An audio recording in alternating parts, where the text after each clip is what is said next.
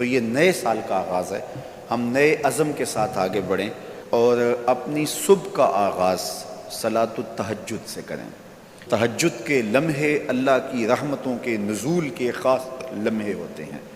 میرے بزرگ فرمایا کرتے تھے کہ باطن کی صحت کے لیے تہجد کی نماز بہت ضروری ہے اور جسم کی صحت کے لیے صبح کی سیر بڑی ضروری ہے۔ تو یہ دو چیزیں جو ہے وہ بہت ضروری ہے۔ تو بالخصوص یہ بچے جو ہیں، جب اس عمر میں ان کی عادت پختہ ہو جائے گی تو یہ زندگی کی آخری سانس تک باقی رہے گی۔ میرے بزرگ فرمایا کرتے تھے کہ مجھے تہجد کا عادی میری ماں نے بنایا ہے۔ وہ کس طرح کہتے ہیں کہ جب تہجد کا وقت ہوتا تو میری ماں میرے پاؤں آ کے دباتی تھی اور میں جلدی سے اٹھ جاتا تو وہ تہجد کے لیے مجھے مصلی پہ بٹھاتی۔ اس کے بعد نماز فجر ادا کیجئے اور سورۃ یاسین جو شخص اپنے دن کا آغاز سورہ یاسین سے کرتا ہے، سارا دن اس کی حفاظت ہوتی ہے، شیاطین سے، شریروں سے، شر سے، گناہوں سے اور بہت سارے معاملات سے اور نادیدہ حملوں سے، بہت کچھ چیزوں سے اللہ تعالیٰ اس کو محفوظ رکھتا ہے۔ تو سارے سورہ یاسین کی تلاوت اپنے معمولات میں شامل کر لیں۔ نماز فجر کی ادائیگی کے بعد آپ ہلکی پھلکی ورزش ضرور کیجئے۔ جو قوی مومن ہے، طاقتور مومن ہے، کمزور مومن کی نسبت اللہ کو زیادہ محبوب ہے۔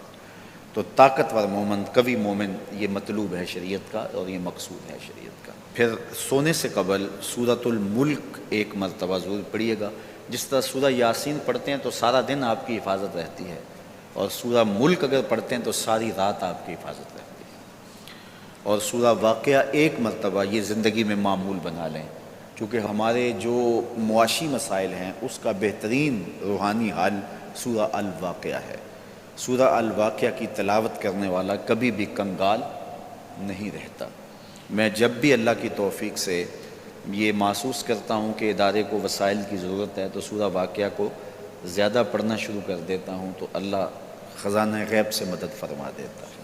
اور جب بھی کبھی میں چاہتا ہوں حرمین طیبین میں حاضری کے لیے تو سورہ واقعہ کی تلاوت میں لازمی کرتا ہوں، اس نیت سے کہ اللہ اس کی برکت سے وہاں چونکہ ایک کا 1,00,000 کے بدلے میں جو ہے وہ ثواب ہے، تاکہ جو ہے وہ زیادہ سے زیادہ اللہ تعالیٰ وسائل عطا فرمائے۔ تو یہ ساری جو بہاریں آپ کو نظر آ رہی ہیں، اس میں بہت سارا حصہ سورہ الواقعہ کا ہے۔ جس معاشرے میں ہم جی رہے ہیں یہ ناہموار معاشرہ ہے۔ یہ ہمارے خاندانی نظم ہو تو وہاں بھی عجیب سی بولی اور عجیب سی لینگویج ہوتی ہے، اور ہمارا دیہاتی کلچر بھی، ہمارا شہری کلچر بھی، وہ بھی عجیب سا ہوتا ہے۔